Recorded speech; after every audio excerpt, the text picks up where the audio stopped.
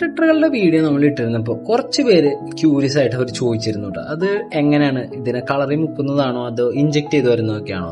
പക്ഷെ അങ്ങനെയല്ല അത് വരുന്നത്, അത് ട്രാൻസ്ജെനിക് ആയിട്ടുള്ള ഫിഷാണ്. അപ്പോൾ ഇന്നത്തെ വീഡിയോയിൽ ഞാൻ നിങ്ങൾക്ക് പറഞ്ഞു തരാനായിട്ട് പോകുന്നത് എന്താണ് ഈ ട്രാൻസ്ജെനിക് ഫിഷും ഇഞ്ചെക്ട് ചെയ്ത് വരുന്ന മീനുകളും തമ്മിലുള്ള വ്യത്യാസം. ട്രാൻസ്ജെനിക് എന്ന് പറഞ്ഞു കഴിഞ്ഞാൽ ഈ മീനുകളുടെ ജീൻ ലെവൽ, ജെനറ്റിക് ലെവൽ എടുത്തിട്ട് അതിലത്തെ DNA നമ്മൾ ഐസൊലേറ്റ് ചെയ്ത് അതിനെ എഡിറ്റ് ചെയ്തിട്ട് വേറൊരു ജീവികളുടെ DNA അതിലേക്ക് റീപ്ലേസ് ചെയ്യും, എഡിറ്റ് ചെയ്ത് വയ്ക്കും.